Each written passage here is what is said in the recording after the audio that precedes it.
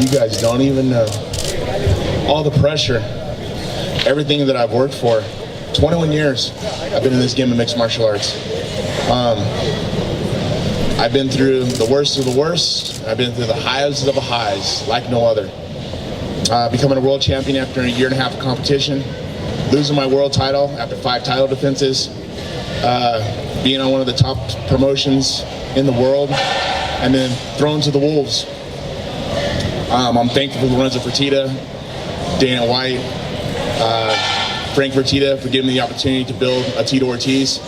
But I really got to thank my fans for having my back from all these years, or 21 years. Because now I can look at it and I can be thankful for Oscar De La Hoya and Golden Boy Promotion to starting something new. Golden Boy Promotion has been amazing for me up to this point because they've been nothing but respectful. They treated me with nothing but respect and class, and that's the way fighters should be treated. When I spoke with Oscar and he told me, he goes, Tito, you got to understand, I was a fighter. When I got into promotion, I wanted to give back to the fighters. I smiled and I was like, I've been trying to do the same damn thing the last 20 years. Well, I've had the biggest stage in the world to get that opportunity to do. The last week we did so much promotion. Everywhere in Los Angeles we hit. I mean, from Bill-Lean to Power 106, all across the United States. Hopefully the pay-per-view did well. I'm hoping it did well because me and Chuck will reap the rewards from it. Once again, I got to be thankful for Oscar. Got to be thankful for Jerry, and of course Tattoo, who was another guy who did Mike Tyson's Bite the Mic. I met him at the Staples Center, and he said, "Hey Tito, man, hey, you should come on my podcast with Oscar De La Hoya, or with Mike Tyson." I was like, "Yeah, of course I'll do it." Well, here's my number, and it was just acquaintance. I went on Bite the Mic with Mike Tyson. And at that point, Chuck was already calling me out. I reached out to Dana White, and he said, no, we're not going to do this fight. No possible way. I don't want nothing to do with it. Because he knew what was going to happen. I said something on Bite the Mic saying, what if Oscar would be interested in doing it? And this guy right here, like, is jumping at me. Like, are you serious right now? Are you serious? Well, a week later, I was in a meeting with Golden Boy and Oscar. I text Chuck, and I said, Chuck, I think we put this fight together. You still want to do it? The next text I got from his manager saying, stop texting Chuck. Well, I guess we got the fight together. Next week he was in a meeting with Oscar, and we signed it.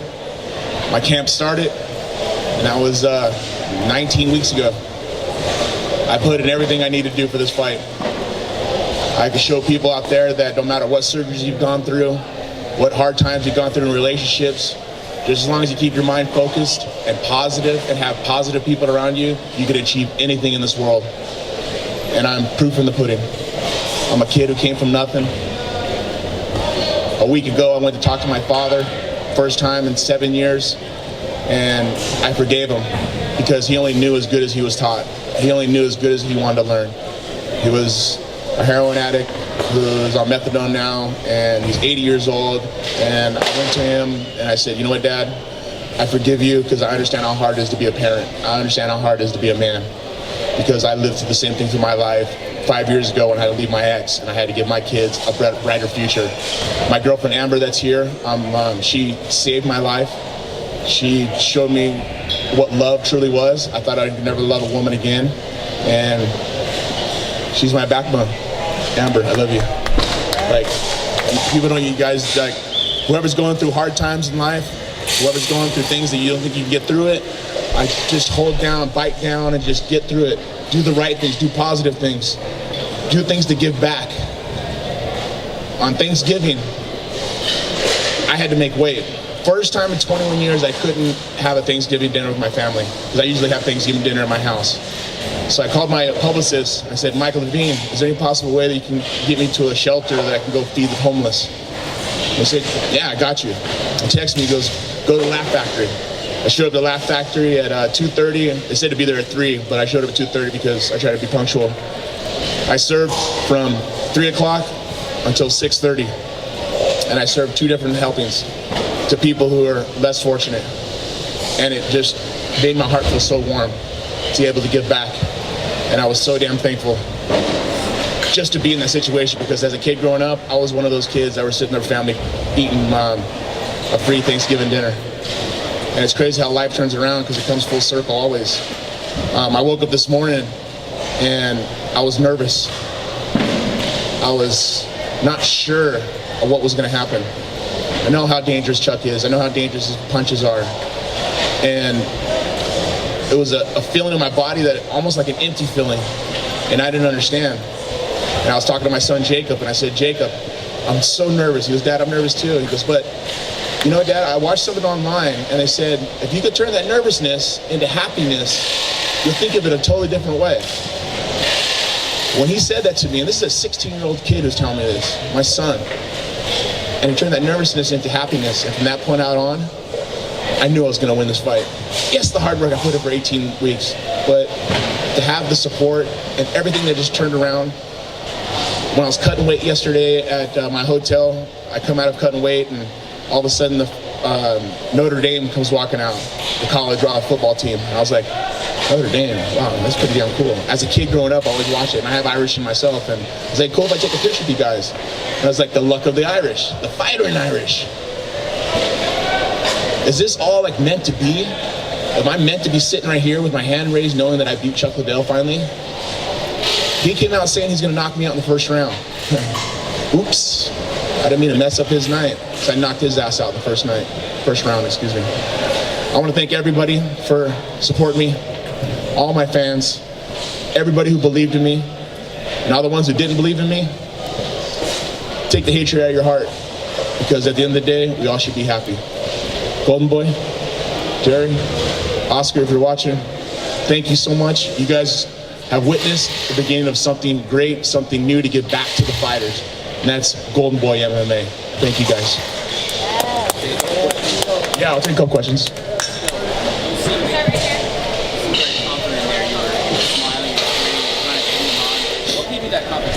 About him and how he lives there and how he's moving I think the confidence came down to my sparring partners. You know, Herdine, Moses, Jay, who fought tonight, also Jay Silva, who fought tonight. These guys are younger. You know, yeah, Jay's in his 30s, later 30s, but the other guys, they're still not even 30 yet.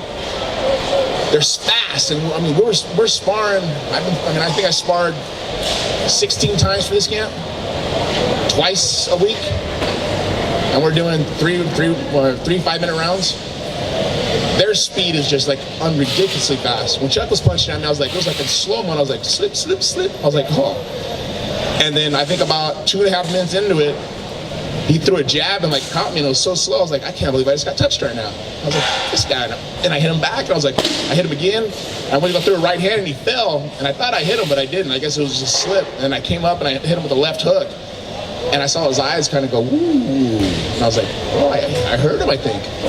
I just kept the pressure. I wasn't going to wrestle. This fight was never about wrestling. I faked him out the whole time, telling him I'm going to take him down. And it was funny because in the press conference when I said that I'm going to take you down, I'm going to bash you with my elbows. And he was like, oh, he let his secret out. No, that wasn't a secret. I was going to stand up and punch him. I believe in my hands because I'm sparring with the best guys in the world right now. They're in my gym at Ruka. You know, Jason Perillo believes in me. I put my work in, and it showed tonight. I mean, I was... You get that feeling of, is this the last one?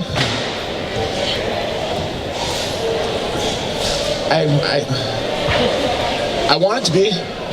There's a lot of pressure to impose your will on someone like that. Every single fight is really, really hard. There's so much pressure to do that, and I've been doing it for 21 years. Now, if I can step out of that game and do it the right way of being a promoter and helping fighters cup and growing and grow the next Tito Ortizes, grow the next Chuck Liddells, grow the next Rampage Jacksons, Hoist Gracies, Ken Shamrocks, Conor McGregors, and give them an opportunity to make the real money in here. Because like I said, when I spoke to Oscar, he said, you understand, I'm a fighter. I am now a promoter, and I want to give back to the fighters. I said, Oscar, I've been saying the same shit. So I'm just thankful to be where I am tonight. Back now, do you feel like Chuck should come back? Do you think that was a good idea for him? If I was his manager, no. I mean, Primetime 360 is my management company, and I would have told Chuck, no, let's get you an ambassador job. Let's promote your name and get you signings. I mean, do other means and ways of making money. But I mean, you can't hold someone back if they believe in something. They believe in something that they want to do. I mean, they want to fight. They want to continue to fight. You got to let them walk out on their own. That's just the right thing. We're human. I mean, we want to make mistakes. I mean, I want to fail. I fail all the time. People bash on me all the time because of my interviews. Like, oh, Tito said this, Tito said that, and past tense, present tense. I mess up. I'm human. But I want to fail because then I can look back on it and go, you know what? Next time I want to make that same mistake. And all of us are human. We all make mistakes. But if you're able to correct yourself, then you're learning from it. If you don't correct yourself, you're ignorant and you'll never learn. Tito, here. Yes. Piggybacking on what you just said about promoting more and not really stopping Chuck, is it really healthy? You know, you want him on your roster as a fighter? Is that a healthy move? Well, I mean, if Chuck wants to fight, I mean, of course not as a main event, but if he still wants to fight, let's fight him an opponent.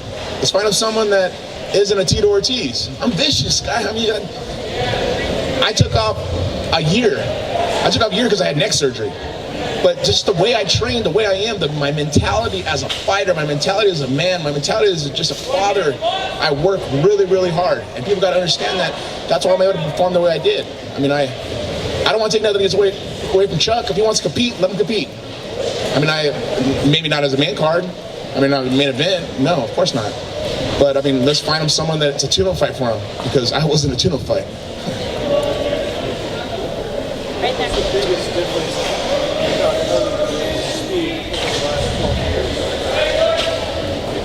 So what was the difference? I think my maturity. I matured a lot. I matured a lot as a person. I matured a lot as a father. I matured a lot as a fighter.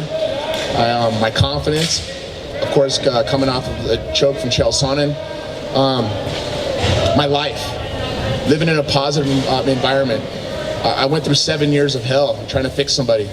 And it took me almost 7 months of therapy with my therapist to come to realize that I can't save my mom. And you said, you know what, Tito, stop trying to save your mom. Go find someone to save you. And I did with Amber. As a fighter, you gotta have a solid home. You gotta have a solid person who has your back. Not coming home to someone saying that, oh, you're a piece of shit dad, you're a piece of shit fighter. When someone says you're a piece of shit for such a long time, you start believing it. And I will not live in a negative life like that ever again. I won't let my kids live in a negative life like that ever again. And I hope no one else can ever live in that type of lifestyle. Hope they're able to look in the mirror and realize that it's not them, it's the person that they're with to make the difference. And that's what made me a different person. When I'm confident and when I have a positive environment around me, I'm unstoppable. And I gotta say, that was the ticket. I was going through a lot of stuff at those times. And you know, I went through a divorce. I went with a new relationship. I was being smashed by the president of UFC and always bashing me, always saying stuff. Just, it was hell. And that's why I walked away in 2013. That was the reason I walked away from UFC, because I couldn't handle it anymore. But now that I'm graced and respected and honored the way I am with Golden Boy, I think other fighters will see that and they would like to do the same thing too. Where they're able to have their own sponsorships. They're able to be a part of the company. They're able to be a partnership of the revenue that is income from the fight. And I think that's important. Let's change the game of mixed martial arts. Let's not make the fighters contractors. Let's make the fighters partners. If they're able to promote and they're able to have a huge fan base, they should get a lot of the money. If they don't have any fans, they better start building those fans. They better start building their social media. That's important. Get a publicist. I got a publicist. I went and hired a publicist for this. Of course, I really don't need it, but I'm a workhorse. I work my ass off to get where I am. And I think other fighters should resemble what I've done through my career. Yes, the mistakes I've done, so correct yourself. Don't do the mistakes that I've done. And I think that's important. That's why I started Primetime 360 with my partner, George Pajian. We help fighters become the next stars, hopefully.